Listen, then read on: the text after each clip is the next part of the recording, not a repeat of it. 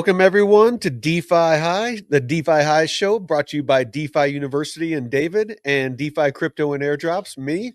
And today we're going to be talking about how to identify and how to avoid rug pulls. So, David, I got a snowstorm going on right now, so I'll apologize in advance if my Starlink glitches out. But David, do you want to take it away? I'll take it from here, man. So I'm going to go ahead and share my screen. Let's hop to it. I want to make sure to share system audio also. And we're going to hop on in here. So this is lesson 3 in staying safe in crypto. So we've gone through so far money basics, crypto fundamentals, and we are now just starting staying safe in crypto. And for anyone who wants to find all of this educational material on their own, really, really simple. Just hop on over to defiuniversity.xyz. And in the top right there, you're going to see the course hub. If you click on the course hub, it's going to bring you to your account page. You sign in. It's totally free to sign in. Just need your email. And then, just pick on one of the courses, click continue learning, and that will bring you to the course hub. So we are over here, Mike, in the course hub, and we're in staying safe in crypto, lesson 3. Easier if you just go down the description, click on the link, it will take you there. Yeah, that's probably easier. Yeah, man, that's probably the easiest way. Do that. Then you don't have to remember URLs and stuff like that. I need to make that more simple. So taking a look here at rug pulls and exit scams. So, this unfortunately continues to be a problem in crypto and DeFi. It was a really big problem in 2023 when the base chain launched. There were a lot of rugs on base then. Yeah. Oh my goodness. So we're going to learn about how to spot these and how to avoid them. And then after we go through the video content, I want to just take a moment and run through this written content. And then we're going to move on from lesson 3 to lesson 4, which is all about fake support scams. And, Mike, I've worked with so many clients privately over the last several years that unfortunately I've seen, especially elderly clients, I've seen 2 elderly clients fall for this. And dude, it's such a shame, man. So we're going to learn how to spot this. And you gotta. Unfortunately, it's people's first experience in crypto is, they see something on social media, some meme coin or something like that. And, there's an army of people that are shilling it and hyping it. And, they freaking, FOMO into it. Next thing they know, they're, somebody else's exit liquidity and they don't understand, how it happened. So they basically just say, well, they were right. Crypto's a scam. I'm out, and unfortunately they don't stick around long enough to see that there is legitimate use cases for crypto. It's being built out daily in DeFi and in RWAs and, kind of revamping and upgrading the old financial system to, kind of the 2.0, TradFi 2.0. And unfortunately, a lot of people are going to miss out because of people like this. Yeah, man. A lot of this stuff is just straight up theft, not even like exit liquidity or anything like that. This stuff is just like a crime. And so we've just got to be able to spot it. Like, they say that an ounce of prevention is worth a pound of cure. Well, in this case, situational awareness. It's like I always talk to people about real life situational awareness and avoiding, conflict, or avoiding, violence and things like that. Because, you can conceal carry and you can know how to handle yourself. But honestly, your best weapon is just situational awareness, being able to recognize a bad situation and just avoid it. Same in investing is if you know the tools to use and you're able to identify, potential, danger, then you know better than to put your liquidity or your money there, and you can just totally avoid the scam. So that's what we're going to get into this lesson. Yeah, no, you're totally right, Mike. And there are certain red flags to watch out for. So whenever I'm presented with a new token or a new protocol, I always just automatically start thinking about these things because, hey, I live in crypto and DeFi. But for someone who's new, like, you've got to make sure that you read up on the team. Okay, a real project will never have an anonymous team. Okay, Yeah. so that's number one. You got to find out who's behind the project. It's Number called two, doxed. You wanna exactly. see if the team is fully doxed, and that means that they put their name out there, they put their reputation, they put their, their employment history. You can go on LinkedIn and actually, see where they've worked and who they've worked with and the past projects they've worked on and see if those projects were successful or not. But sorry if I Right. did some spoilers, but go ahead. No, you're totally right, Mike. Like, look, I built DeFi University and I'm building a protocol right now. And if anyone in the world wants to learn about me, guess what? My entire life is on the internet. So, Mhm. like, I am completely doxxed. Uh, but if you take a look at, a project that you're interested in investing in, and you can't find any information about the team, or you can find like basic bits and pieces of information about the team, that is a huge red flag. Yeah. Like, look, I'm building a protocol and I am the biggest cheerleader for that protocol because it's like, look at what I built. This is so cool. It's going to Yeah. help you solve some pain point. If someone's not out there using their real name, doxing themselves, talking about the project or protocol that they built, that person is probably trying to rip you off. So you just gotta make sure that you don't fall for this. Like, you need real doxed team members for the Mhm. protocol. So that's number one. Number two here is the audit. So a lot of these protocols are built on smart contract platforms like Ethereum or Solana, etc. And so those platforms use smart contracts, and those smart contracts need to be audited by engineers who know what the hell they're looking at when it comes to the code. Okay, so if you have a project that is not audited, or it's audited but it's audited by like Bob's Auditing Company Inc. Like, like, dude, there's only a handful of Or top the tier or they audit auditing I they firms. audit it themselves. Yeah, that's what I mean. Like they just created their own auditing company and slapped their own contracts with basically a fake audit. And so So the people out there understand what an audit is it's a third party that goes through the code to make sure there's nothing malicious in it. To make sure that there's no smart contracts that only allow you to deposit, which is a honeypot that we've talked about before, but right, you can't withdraw. It makes sure that the token distribution, at launch, it isn't where like 90 or 95% or more of the tokens are held by the team and by like early investors. Aster, like Yeah, Aster. Yeah, exactly. yeah. It's that's what these auditing companies do is they check and they give it a grade on, if it's an A, if it's an F, if it's a C, as far as if it is a not a reputable, but there's a better chance that it's going to be a good investment and not a rug pull. So, Yeah, no, 100%. So audits super important, and all you got to do to learn about audits, go to Gemini, Google Gemini, and type in, list out the top 10 auditing firms in Web3, and just become familiar with the names of those mm, auditing firms. Basically, if you get an audit for your protocol and it's not from one of these top tier auditing firms, it's a waste of time. I wouldn't trust it. I wouldn't trust it. So another thing here is locked liquidity. Now, I know that different investors are going to have a different perspective on this, maybe, than I will. But my opinion on locks and locked liquidity is that I think it's a mechanism that protects the protocol more than it serves the user. So I am very anti locking liquidity. Mm. I think that I don't think this is a good thing. So for me, this is something that I'm always looking out for as a red flag. But it won't always be a red flag for other people. So Well, just yeah, wanted I to mean, a good example is Aerodrome. For me, for you, I know that it's a red flag. For me, it's because of what they do with the revenue generated. 100% of the revenue generated by the protocol gets either paid out to people that lock.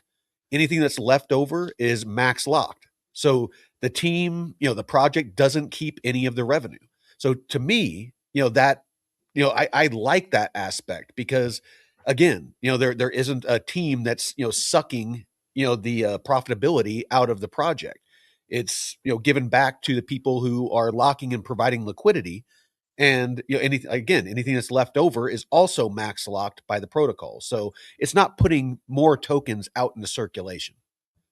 Right. Yeah. So, it's perfectly okay to have a difference of opinion on, Oh, absolutely. locking liquidity or not. It really depends on what you're looking to achieve. So, Exactly.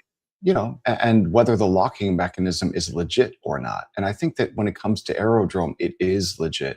Mhm. But there are plenty of examples where Yes. protocols, use this locking mechanism to basically like steal funds. So you just got to I'll be I'll careful. I'll give an example, and not to say that they're necessarily scammers. I mean, I haven't seen anything to make me think that, but, Black Hole.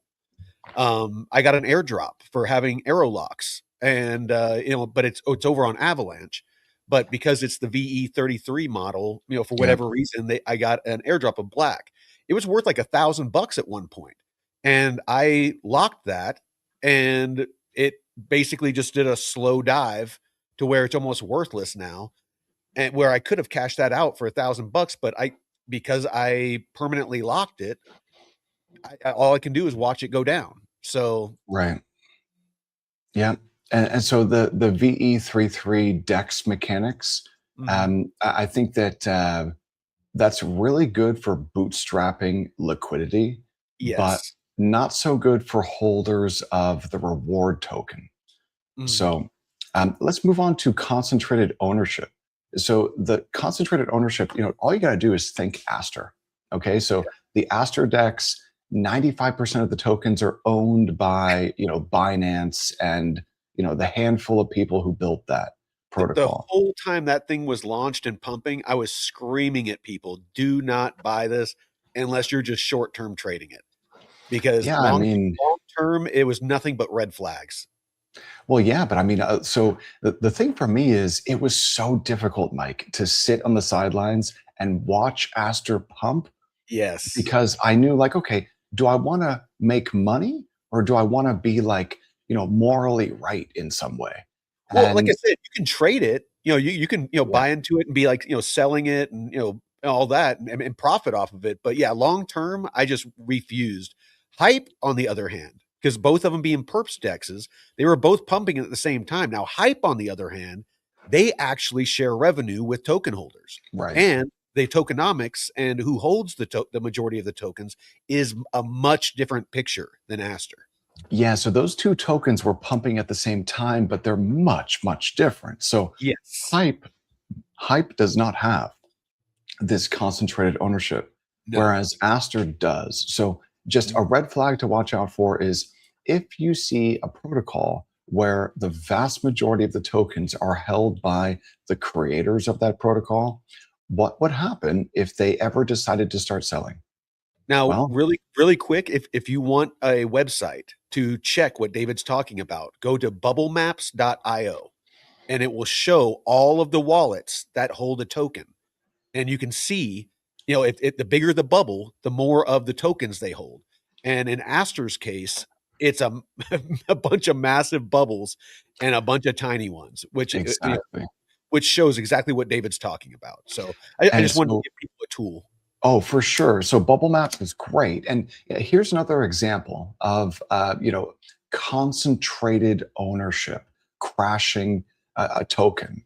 So you remember Mantra, Mike? Yep. Yep. Yeah. So OM. So what happened with Mantra was that it was pumped artificially over the course of 2 years, basically the bull market, and the the people who held the majority of the tokens on a centralized exchange, maybe not the majority, I think it was only like 5%, but that tells you just how illiquid some of these tokens are.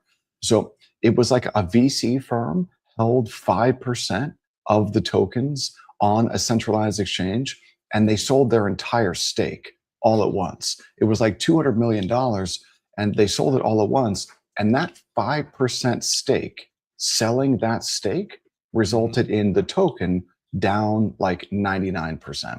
Yeah. So, No, and so, yeah, I mean, like, look at, Aster with 90%, 95%. Imagine if they sold what right, it would even do just a small amount.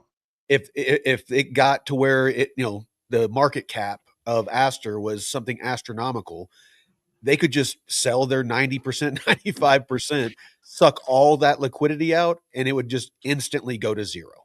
Right. So the thing is, though, is that there's a big difference between market cap and liquidity. Oh, So, absolutely. yeah. Absolutely. So I think, Mike, in the case of Aster, it would probably take maybe more like 5%. Like they Yeah. could sell 5% of their holdings Yeah. and the token would probably go damn near to zero. Mhm. So, yeah, just got to be careful of concentrated ownership.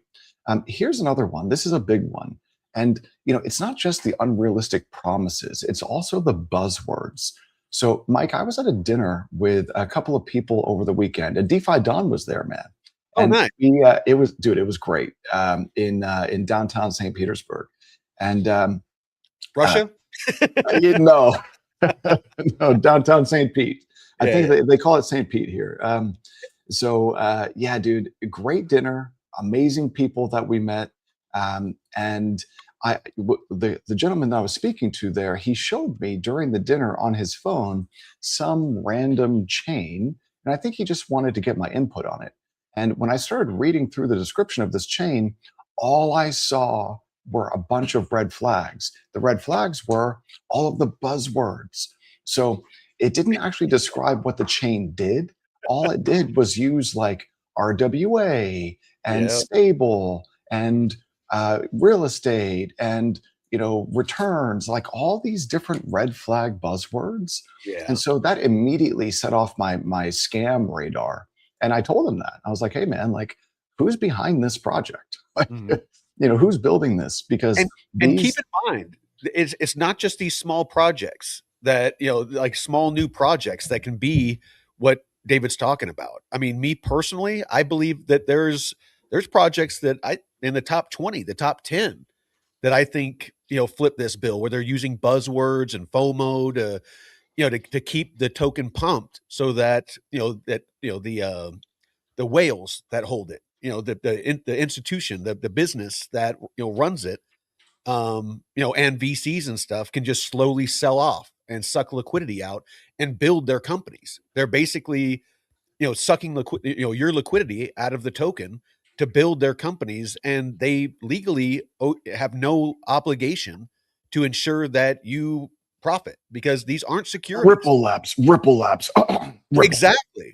And honestly, I'm starting to see Cardano in that same boat because there is no way, other than like a, very mild staking mechanism for any of the revenue generated by the chain to be shared with token holders. And Exactly. what of note is even built on Cardano? The DeFi is laughable. It's like $100 million, if that. And there's nothing else really built on it that's generating revenue. So why is it in the top 10? Yeah. So remember a big difference between market cap and liquidity. So, a Cardano, it seems to me like the vast majority of that market cap is just staked ADA. Yeah. And, the moment that ADA is a penny, well, Cardano dies, so but these red flags to watch out for, though, these unrealistic promises. Look, if anyone is trying to promise you some type of return, you need to run in the opposite direction because that person is a scammer. Okay, like there is no such thing as a guaranteed return, period, and especially not in crypto and DeFi. Yeah. So if you see 1,000x guaranteed or 10% daily returns, you got to run the opposite way. Yeah. Don't Uh, walk, run. yeah, exactly. And and so like here's another Ninja thing. vanish, like throwing those smoke bombs down and ninja. Exactly. Just and get out of there, man. So check this one out. Rushed timelines. So you'll see this a lot in the phishing scam emails where they'll try to say like, log into your account now, avoid losing money, or like this, buy now or miss out. Like trying to use time to create a sense of pressure. Yeah. That tactic, man, that's a scam tactic.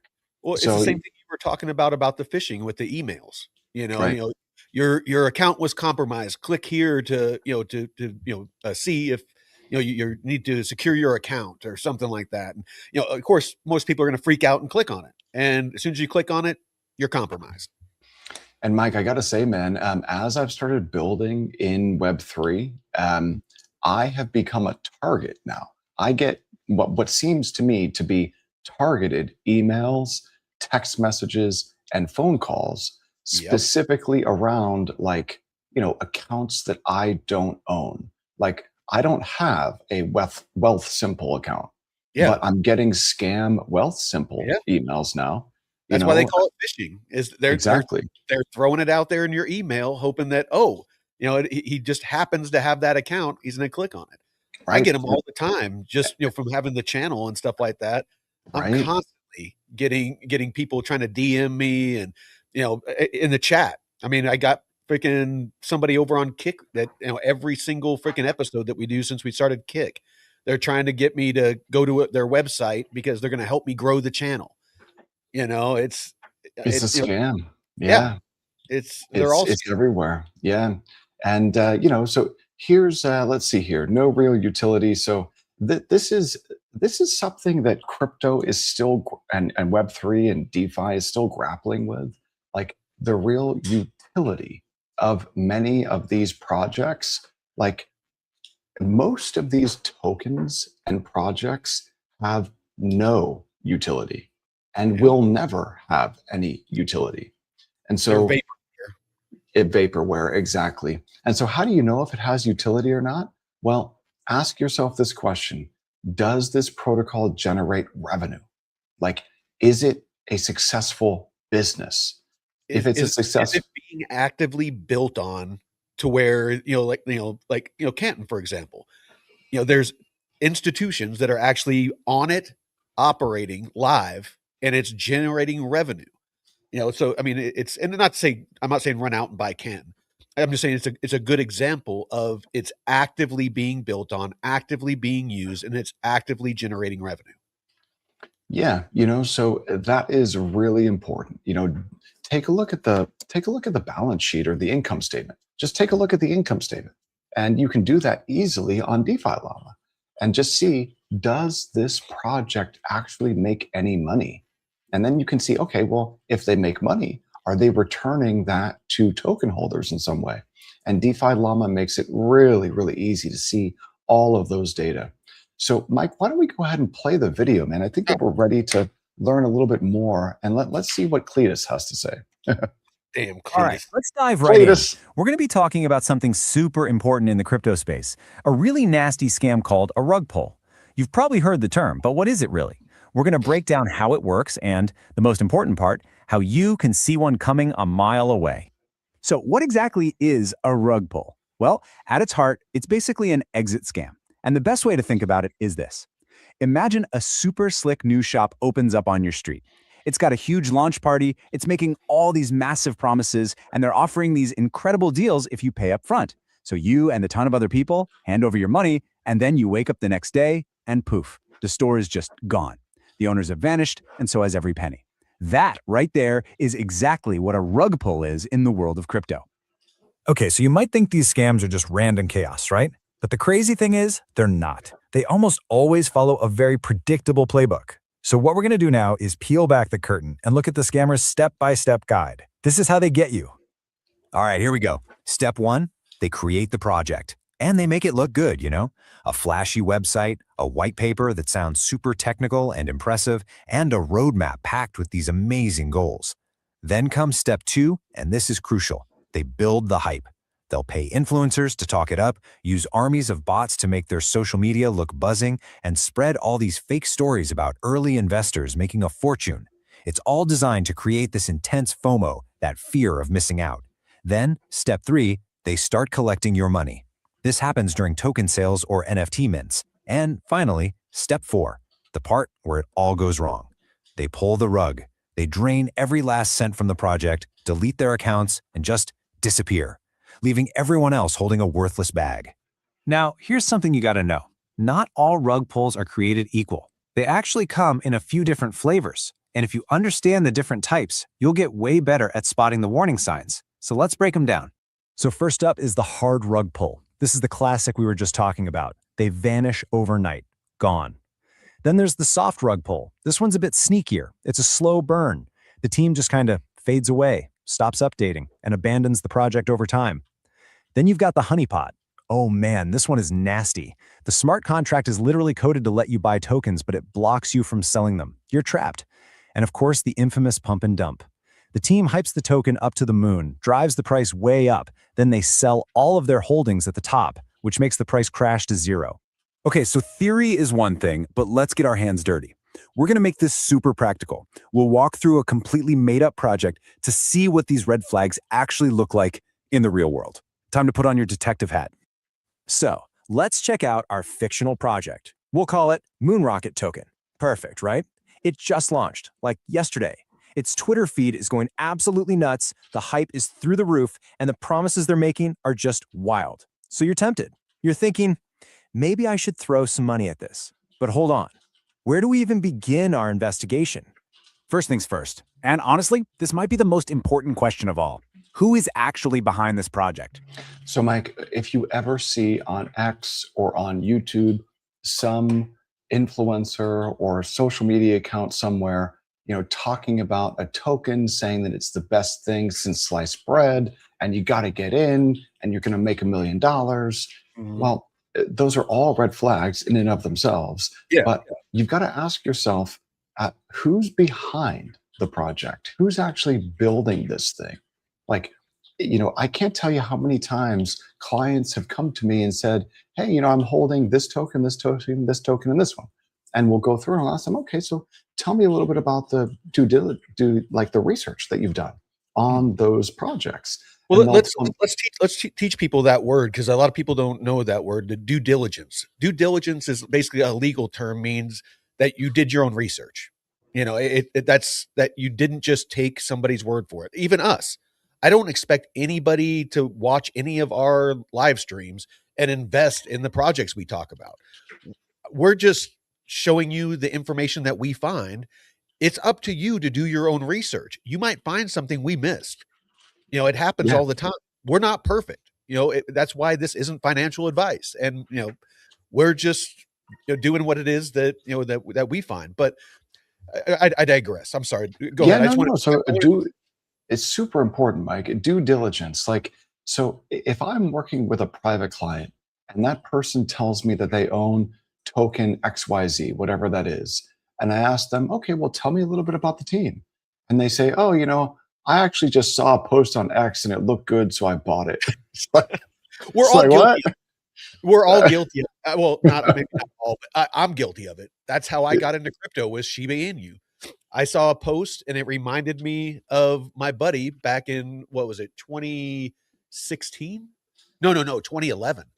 That was telling me about Bitcoin, and I laughed at him, and I missed out on Bitcoin at the very fucking beginning. And it just, reminded me. I was like, oh yeah, that crypto thing. I'll throw $100 in, see what happens. And it started pumping. I got in right before it started pumping, and everybody was talking about it, and it was all over social media, and the FOMO got me, and I put a couple of $100 more bucks in, and a couple hundred more, and a couple hundred more. And then when I went to go get out, it wasn't necessarily a rug pull.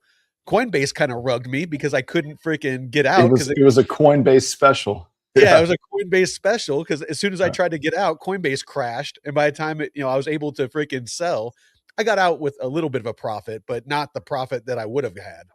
Yeah, it would have been like a 10x. I know, man. Coinbase does that. I don't use centralized exchanges like Coinbase, but they're great if you need to perform certain actions. They can be great. They can make the on-ramping and off-ramping process easier for beginners too. It taught me a valuable lesson at the very beginning of my crypto journey. It really did. It really did, because that happens all the time. Coinbase just crashes whenever you need to take action. You can count on Coinbase to be down. Yeah. Well, Wispy said it right here. Something like that happened last week. So yeah, man. And so let's say that you take a look, you see something really, really cool on X, and you get that FOMO feeling. if you ever get some type of emotional feeling, emotional reaction, like Step you away. need to step away. Just Step step away. away for a couple of minutes, go out, touch grass, do something else, and then just don't make investment decisions when you're feeling emotional. That does not work. So, but you've got to also figure out who's behind the project. Like, is it built by real people? Are these doxed individuals? So that's number one. Who are these people? And there it is, our first massive red flag. The team behind Moonrocket, totally anonymous. Now think about And also, dude, moon rocket, like that's That just sounds that just I mean that in the name of the token, it's basically saying everything you're saying to avoid. right. Like there are so many projects that come to mind like that. Like one of them, overnight finance. So it might have been actually a legitimate project, but here are some of the red flags. Number one, it's called overnight, as in your money vanished overnight. Like, Yeah. come on, man. Not the best. that for a second. Real, legitimate projects. They're built by real people. People with names, with LinkedIn profiles, with reputations they don't want to destroy. An anonymous team, they have absolutely nothing to lose. They can just disappear into thin air, and there are literally no consequences. Okay, on to the next question in our investigation. We have to ignore all the noise and the hype for a minute and look at what they're actually promising. Yep, you guessed it. Red flag number 2. Moonrocket is out here Moon rocket. It's just so ridiculous, man. It's so ridiculous. Like here's another great example of something that's ridiculous. Black hole. Like, why would you ever want to deposit your money into the black hole? Like, come on, man. Like, that's not going to end up turning out well. I guaranteeing one. I actually made some decent money on that because of the one of the pools. There was a black hole USDC pool that for a while was making a couple of 1,000%. And so I was just basically, No, I as I was know. making money, I was selling it off into other projects. And, No, and I luckily, know. luckily I did that. But yeah, it definitely I'm just I trying to make a joke around a no, horrible no, name, you're right. You're 100% right because, in the long run, can it come back? No, Possibly, but no. I don't see like Avalanche is doing decent in RWAs, but not as there's a lot better places to put your liquidity when it comes to DeFi. Right. And the tokenomics are broken, bad Yeah. tokenomics. But here's another example. Bera chain. Like, dude, I don't want to put my liquidity on the bear chain. Why couldn't they have called it the A bull bull chain? chain. Come on, man. 1,000x returns. Let me be perfectly clear about this. Anyone who promises you guaranteed insane returns is probably, almost certainly, a scammer. Real investing has risks. Hype is not a business plan. Right. Big promises don't mean anything if there's no actual value or utility behind the project. All right, let's get a little more technical here. But stick with me because this one is absolutely critical. We need to check out the token distribution. Or, in simple terms, who holds all the coins? So this is Winter Mutant Binance over here, and they own all the coins for Aster. So they look pretty scary. Okay, this is a code red. This is a 5-alarm fire. You look in the blockchain explorer and you see that one single. What's that, Mike? Did you see this? Friggin' Jeff, my buddy Jeff is the blockchain report. He said that black hole creators are launching another DEX. They're the ones that launched Black Hole. They're launching another DEX on Ethereum called Supernova. Great. Awesome.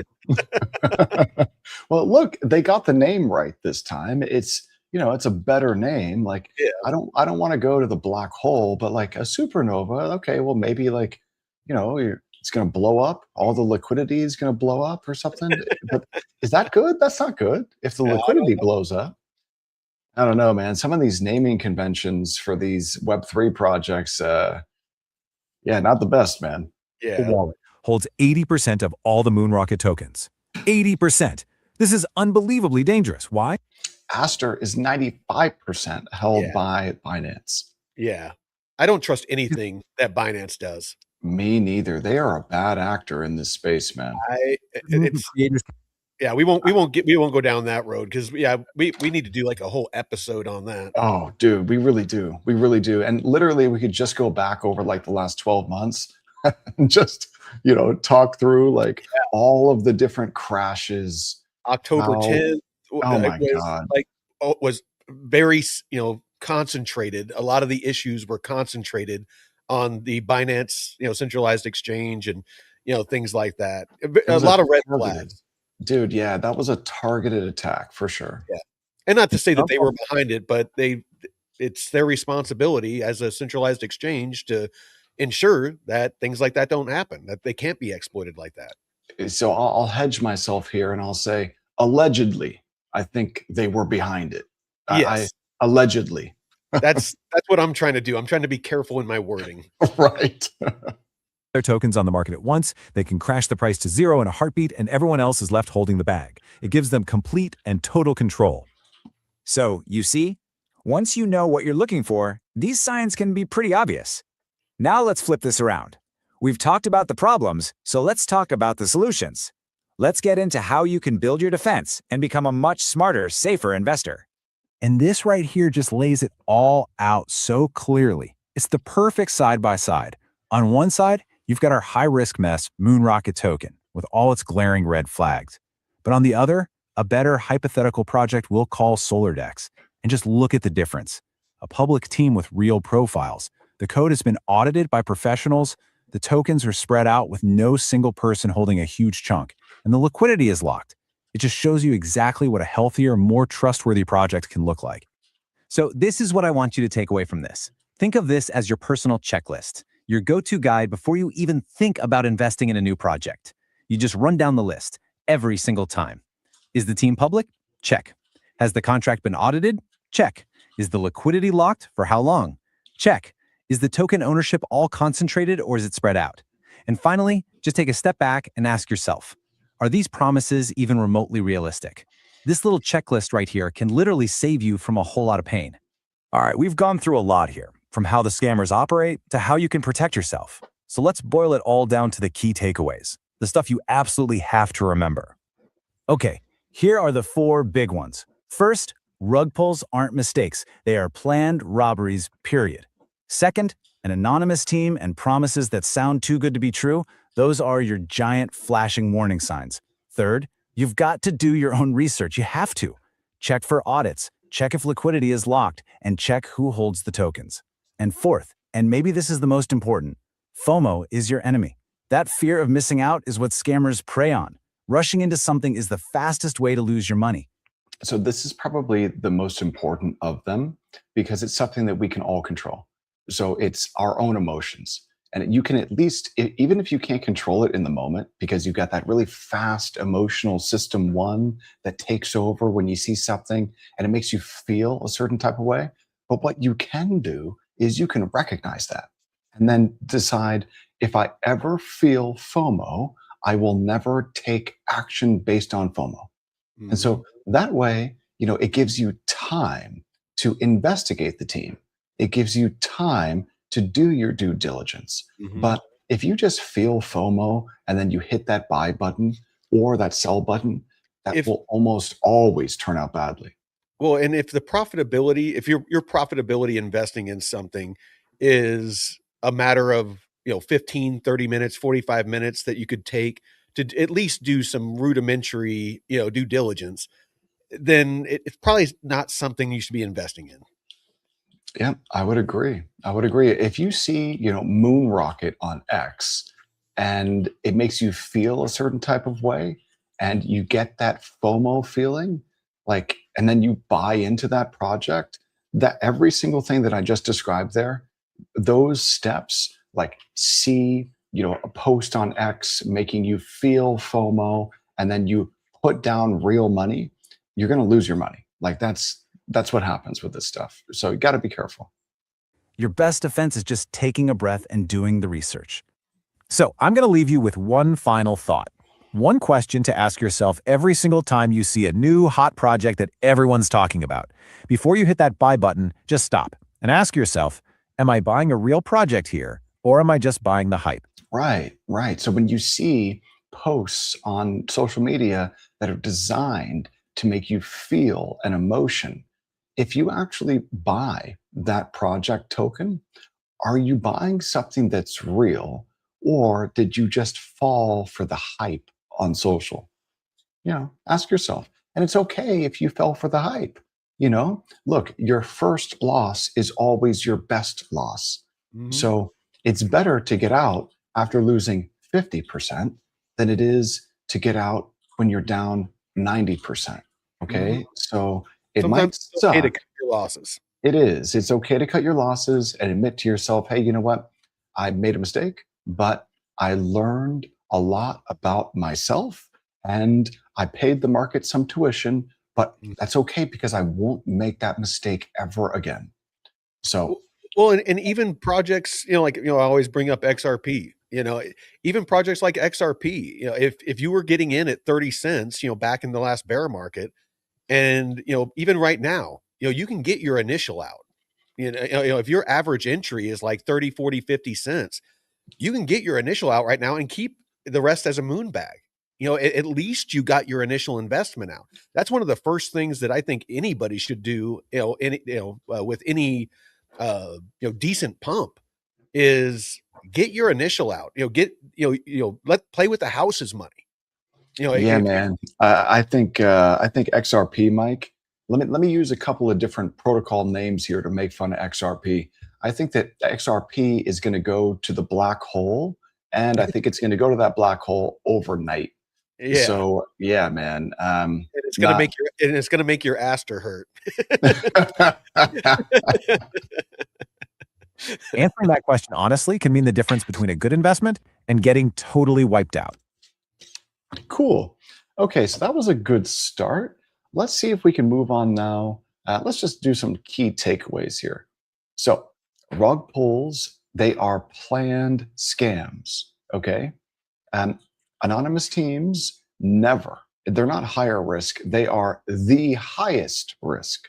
Anonymous teams, you're not going to find a project that's legit with a fake anonymous team. Um, you got to verify liquidity, okay? So, and verify the audits. And all you got to do to verify the audits, you don't have to be a smart contract engineer to verify the audits. All you got to be able to do is figure out which auditing firms are reputable and then go to the documents for the protocol, take a look at the auditing firms that perform the audit and or audits plural and see, are these firms legit? That's it. That's really all you got to do. Um, And there's Now, websites that you can go to and actually read their findings. You can read exactly. through, exactly, the good things and bad things that they find, and it breaks it down in a really nice format. Yeah. And, these unrealistic promises. So, whenever you see a lot of buzzwords, all in one place, if you ever see something that's trying to guarantee you returns, it's not real. Guaranteed returns don't exist. So, any type Emotion of, is the enemy. it You know, really is. well, I mean, look at politics. Not to be partisan, but on the left, you see it all the time. When Nazi, racism, sexism, homophobia, Islamophobia. Those buzzwords. They're Right. meant to invoke emotion. It's the same Right. thing with investing. All Yeah. these words that they're talking about.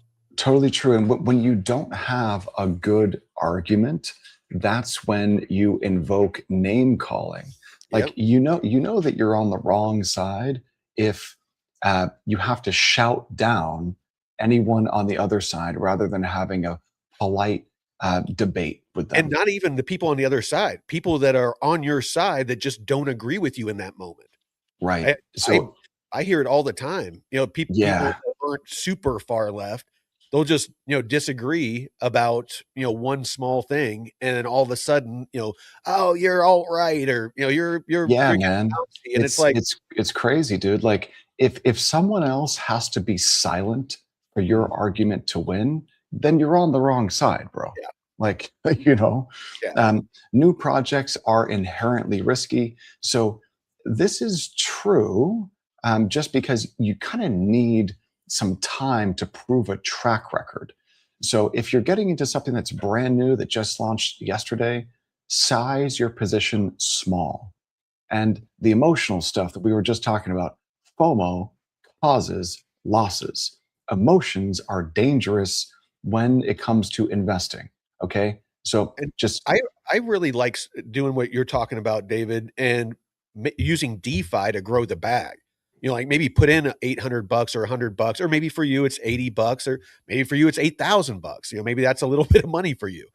For me, it's like $800 or $1,000, and I like to make DeFi work for me to grow my bag. If it's not a solid enough project to where I can grow it by holding the token and sharing in the revenue, or use it to DeFi and use it to grow the bag, honestly, I don't really want it. yeah, the types of returns that I'm after are between on stable coins like 15 to 30%. Yeah, And if I'm going to take more risk than being allocated to stables, then I want to do 50 or 100%. Like yeah. that's what I'm after. Um, so let's see here. Let's move on to lesson 4: And fake but but but support. but keep in mind, David is very educated in how to DeFi, and for a lot of those higher yields, he's using advanced strategies. So this is a beginning, course. So understand that you got to keep it realistic. With entry level, with stables, you're looking at around like 10 to 20%.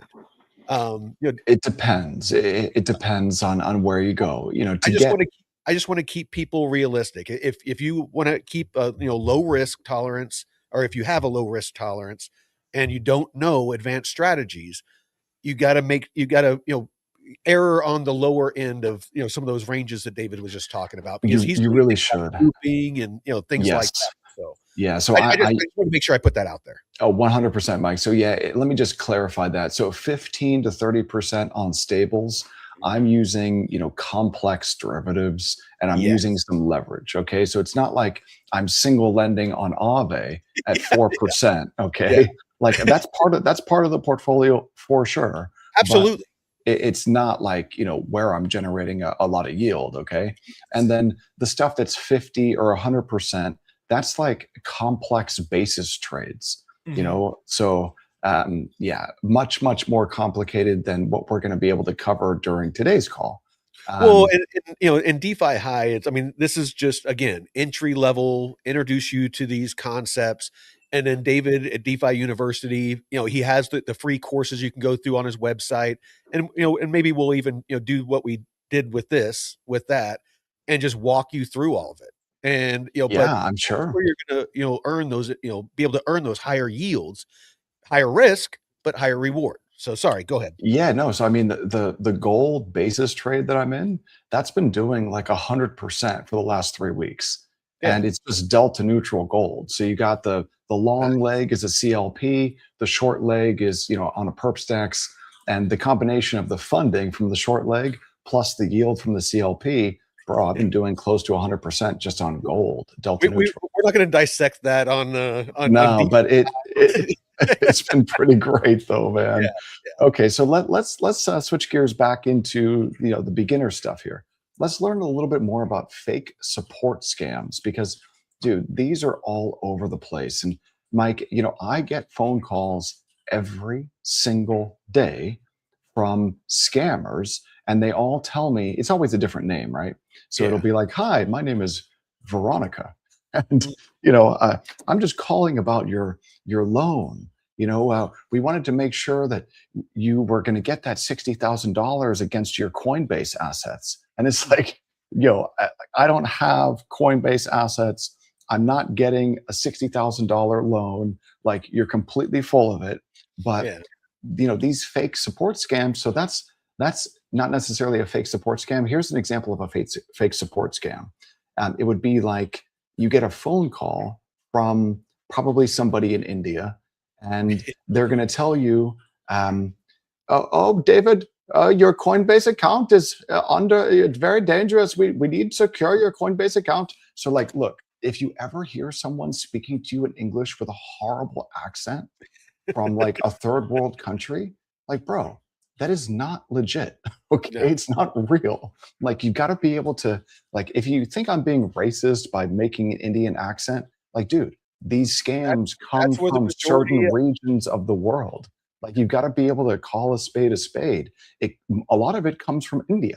Okay, so I mean, like it's not racist. I mean, it's it's where the real. majority of This these scam it's calls come. real, man. It's real. You got to be able to I get them recognize it. for taxes. I've for like Yeah, the past year now, I get like 2 scam phone calls a day with an automated message that's telling me that my tax issue, that to call them and give them right, certain information for my tax issue, and I'm like, I have no tax issue, right.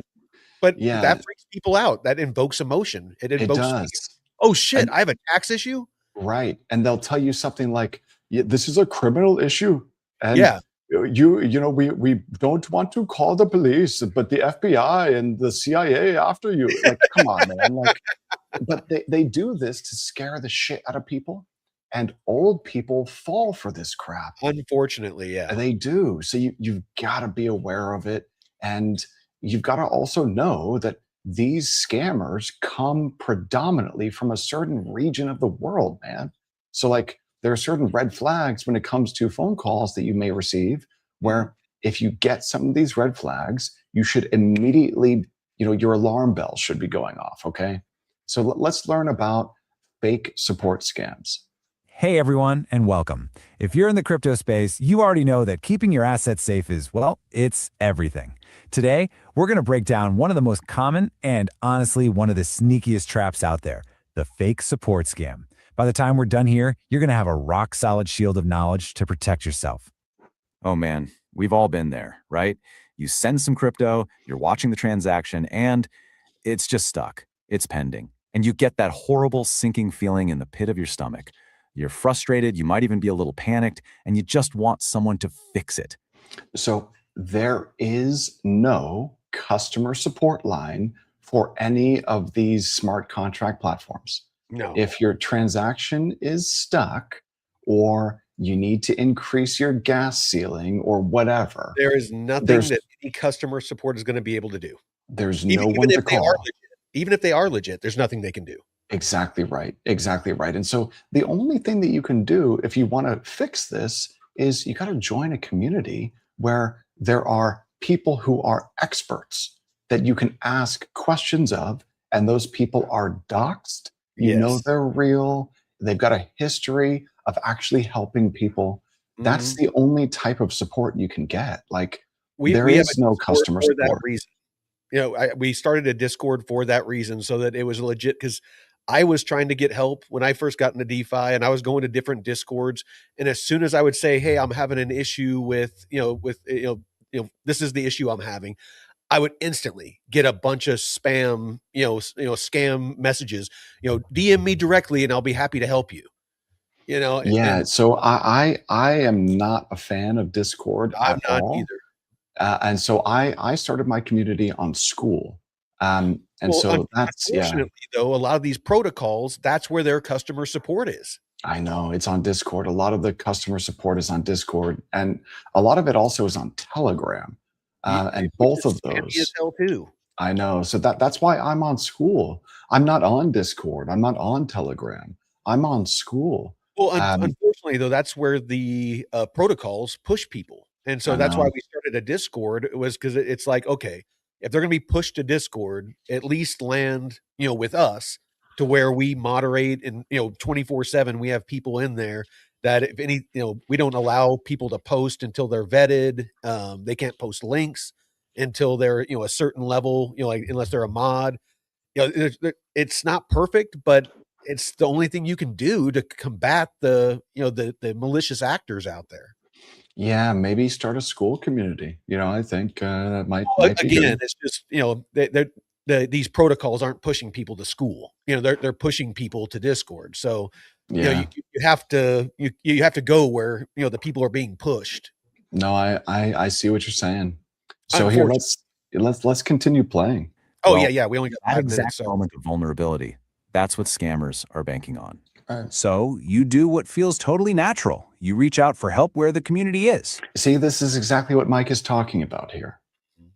You drop a message in a project's Discord or you tweet out a question. And Right? then, almost like magic, a DM It's almost site like we've done this from before. official support, and they're ready Right. to solve all your problems. Oh, yeah. But here's the million-dollar question. Are they really here to help? No. You know, this scam isn't some brand new genius invention. It's actually just a new spin on a very old trick. Think of it like the crypto world's version of that classic Microsoft tech support call, where a stranger calls you up claiming your computer has a virus. Dude, and these phone calls, they come from one region of the world predominantly. Okay. Yeah. Well, The because goal they can is operate there without, law enforcement, the U.S. law enforcement, having any jurisdiction over them. Bro, it's cultural. It's like built, Oh, it's like well, a, I mean, it's totally a cultural thing. you got massive amounts of people that, that, There are literally like office buildings of scammers. Like yeah, where that's that are your dedicated job. Like imagine showing up to work, but your job is you're a to scammer. scam people. No, That's these aren't people that are sitting in their mom's basement. I mean, no, these, like man. David said, I mean, they've tracked some of them down. They're sitting in massive high rises. They are, huge companies, and it's just a call center. There's just, And- yeah. hundreds, not thousands of people that are doing nothing but trying to find ways to scam people. I think that there are probably hundreds of thousands, if not millions of people in India and Southeast Asia who show up to work every day at office buildings where their job is to scam Americans and Europeans out Mhm. of dollars and euros and crypto. Yeah. That's literally their job that they do all day, every day. So you've just got to be aware of this stuff. This is real. It's industrialized. This is industrialized scamming. And you've just got to be aware of it so that you don't fall victim to it. Yeah. exactly the same. Use a name you trust to get your confidence and then get your access. To beat these scammers, we have to get inside their heads and think like they do.